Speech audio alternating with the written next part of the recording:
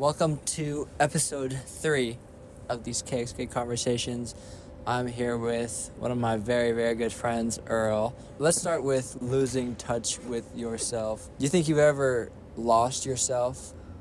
Oh, a million times, dude. I think it's really easy to kind of lose who you are in pursuit of who you want to be. 9 times out of 10, regardless of how big that goal is, it's never going to come to you in the way that you want it to come.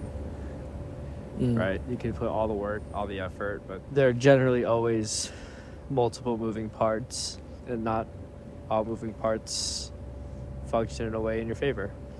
You're going to hit roadblocks everywhere you go, and then sometimes when you're in pursuit of those other things that you want for yourself, you kind of, I don't want to say you go against yourself, but whether you take shortcuts or you let something out of control kind of dictate your moods, your steps. So you lose yourself in that sense, right? Yeah. There does come a point where everything kind of slips from under you, or you start to realize that along the way that you aren't yourself. You know, you're in places that you don't want to be in. It all started because you're in pursuit of something you had a desire for. And do you think sometimes when you get those things, or maybe when you have a glimpse of those things that you thought you wanted, you kind of realize that maybe that's not what you really want? Me personally, Yeah. through the years, I found that I wanted a lot of things, got it, and it wasn't as rewarding or fulfilling as I've dreamed it would be. There are things that I've wanted, pursued wholeheartedly with the best intentions, and then realized that sometimes the things that I want are actually beneath the things that I actually deserve. Sometimes you question why things aren't working out. You start to think that you're the problem, but no, that's not the case.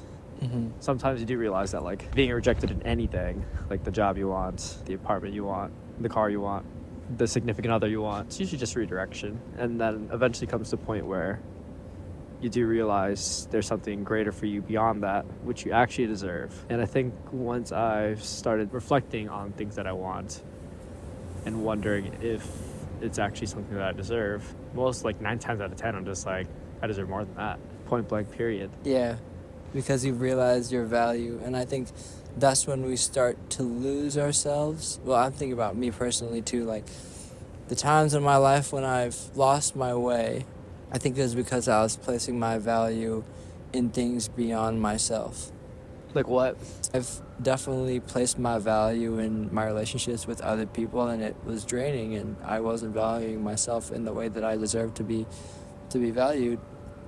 And once I bring the energy back to myself, suddenly I'm whole again, and suddenly my vision clears. I don't know. I feel like I lost myself when I moved to LA. Those first couple of years. I wouldn't say I lost myself. I settled for a life that wasn't even the goal.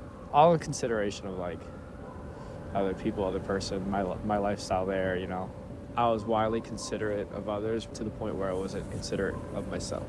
For me, I was hoping to share, experience the world with my ex at the time. But both of us were not in the place to do that, right? Yeah. So I put a pause on those big goals I've had in my life. Then I realized that those goals were so important to me, right?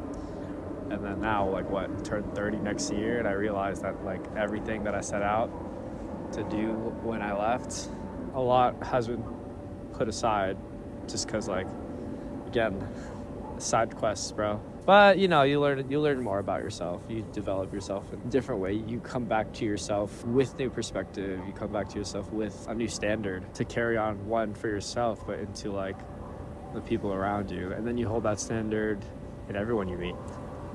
You come across that millions of people in your life, 1,000 people in my life. Yeah, absolutely. But I always say that everyone you meet doesn't go with you. Yeah. What's that quote you always say? Not everyone can come with you if you're going places no one has ever been before. Yeah. I love that one. I think you about that all the time. They got to put their work in too, right? Yeah. Hopefully So everything works in out. terms of you being more intentional in your relationships now, in terms of making them but also maintaining them, in terms of any relationship, right? How are you thinking about that? And then what's your approach to?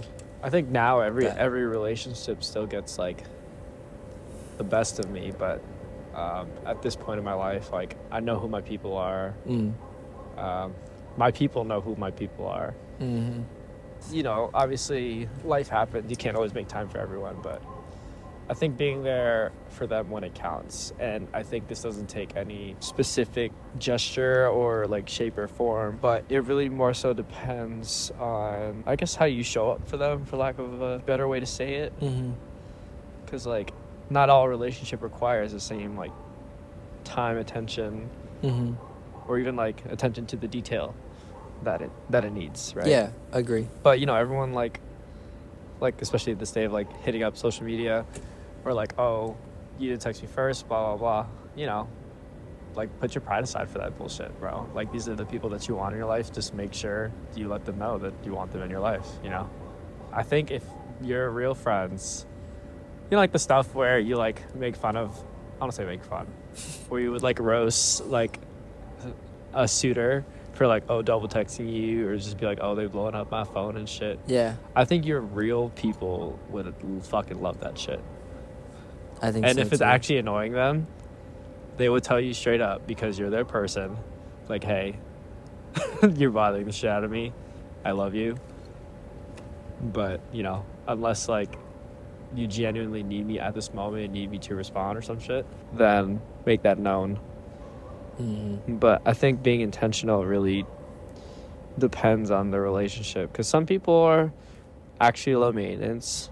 All you need is like that once a year dinner, catch up on everything, you pick up where you're left off, right? Yeah, like Well, you others never need- know how far Yeah. any gesture could go in someone's life. Yeah. And then also like you have the relationships where they're not going to approach you if they feel like you're too busy for them, you know?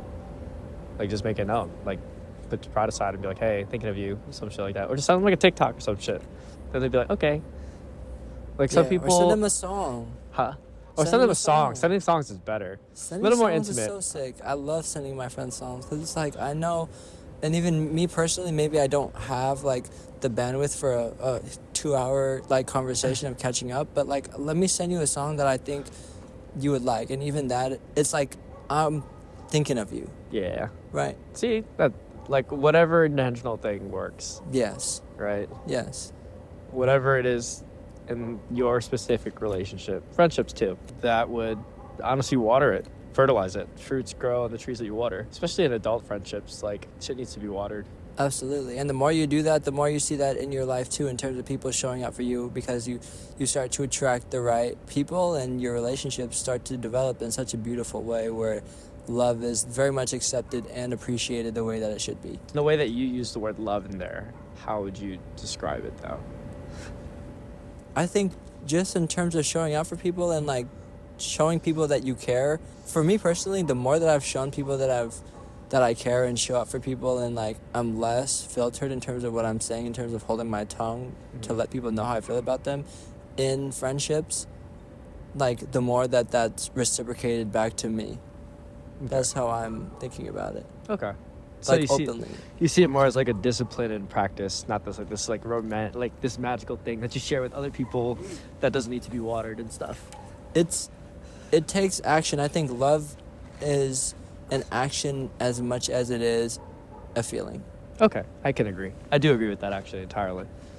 Where it's a practice, Yeah, it's a practice. discipline. It's practice, it's discipline, and it's a choice. It's a choice. You choose. You choose to love someone. You choose to love someone every day. For me personally, I maybe don't talk to like my childhood friends that much, but I still love them, and I still make an effort when I can to be like, hey, I miss you.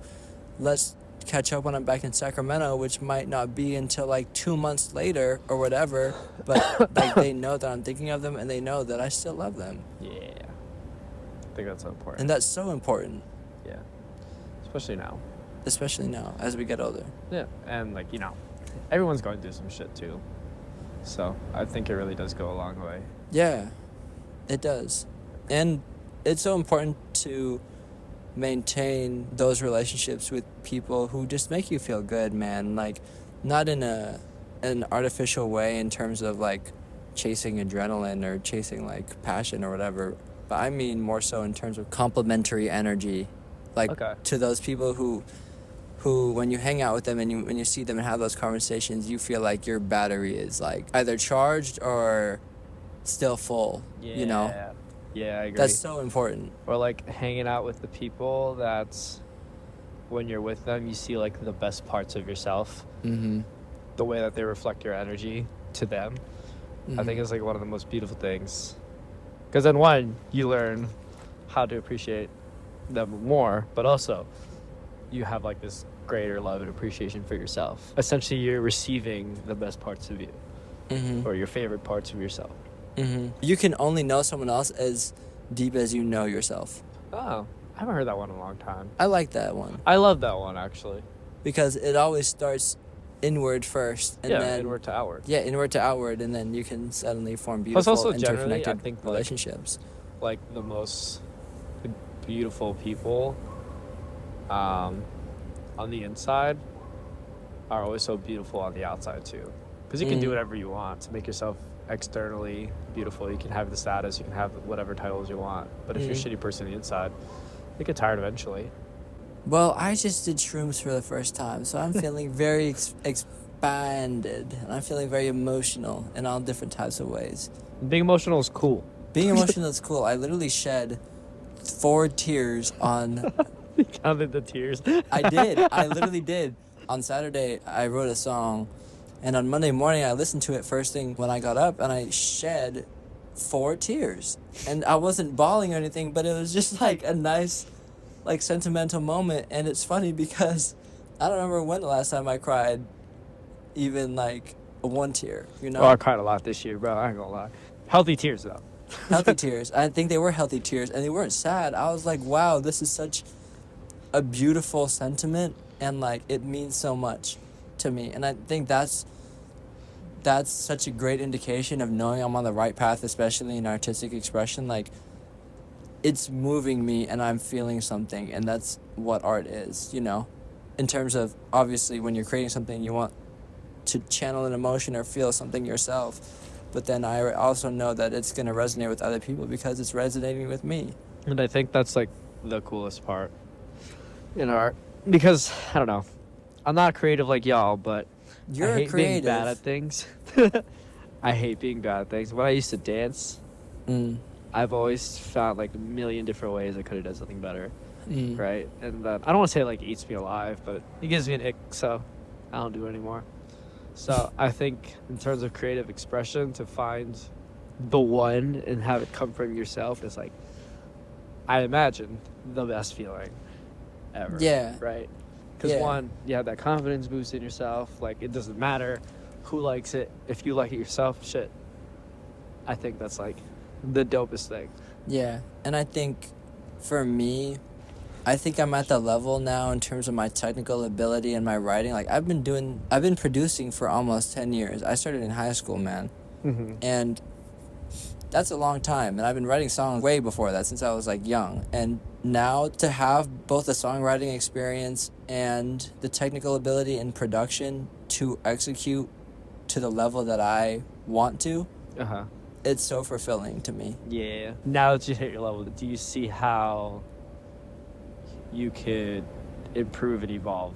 Oh, that level? absolutely. And it comes with listening to new music. Like, I'm always looking into new stuff. Like, that's also why I'm collaborating with a lot of people now, because it's like I am confident in my ability, but I have so much more to learn, like, beyond that. And the easiest way to learn is to learn with or from other people. So that's why I'm collaborating with a lot of my friends and getting different life experiences and stuff, because now that I'm very comfortable with myself and my sound and what I can do, like, I have so much to learn from other people, and it definitely influences the creative process too. Like, even in the songwriting, like, the song that I wrote was heavily influenced by my environments and hanging out with you. That's why part of it is in Spanish. It's like, yeah, because we were listening to reggaeton like so much, and that triggered my brain to search for something and then find it in that way when I was writing the song. And it's just keeping my mind open to new experiences and new influences in a creative way, because I'm definitely not done in terms of my production level. I'm learning new stuff every day. Like Sunday, Chisholm came over, which is another DJ producer. He does a lot of like Jersey club and stuff, and he was cooking up with Chris and I. I was honestly just a fly on the wall. I was more documenting and saying little things here and there in terms of what they were doing, but I just wanted to watch. I wasn't being active at all. I was editing pictures from the week. That was just a reminder for me that I have so much to learn from other people, and that's where the value is. Like, their experience and what they do is so inspiring to me, and I think that's what's, like, going back to what we were talking about in terms of complementary energy. Yeah. In any respect, whether that be in about life or things that I'm passionate about in terms of music, I know I'm in the right rooms when I'm with people that make me feel good, and I'm learning. Yeah, that's cool, bro. I actually wanted to be a fly on the wall while you and Chris made that song. I'm just like, damn, I really wish I was a fly in the room when you guys made that song. I recorded it. You recorded it? I think it's different. Just like, it's of course. It's different to actually be there, right? It is. You know. But like, I might want to see it because I want to see the part of your brain that'd be like, we should speak Spanish. No, I did that. That happened off camera. That was during my run. That's okay. Because literally, I went on a run for the first time in my life on Sunday morning. It was a 3-mile run. I ran for about 2.5 miles. And it was wonderful. It was a wonderful experience. I hate running, or I thought I hated running, but I really caught a little bit of the runner's high, and I realized it was all about pace. So I'm walking the rest of this, like, 0.5 miles that I had left while my friend continued running. And I was just playing the beat in my headphones, walking, and my legs were hella tired. I was really tired. And I was literally taking one step, another step, and that's how I came up with the lyrics. I'm not going to say them, but literally one step, another step. I already know my favorite song of the album, so. Huh? I already know my favorite song of the album, so. I'm 6 songs in. We got 4 songs left, I don't give bro. a fuck, bro. Okay. I already know, unless... Earl gets songwriting credits for True Track 6. Thank you for joining me in this conversation. Of course, brother. One Anytime. of the most insightful people, and one of the most beautifully worded. One of the people who, what the fuck? What am I trying to say? He's complimenting He speak good. He talk good. He's complimenting me, guys. Don't talk good, guys.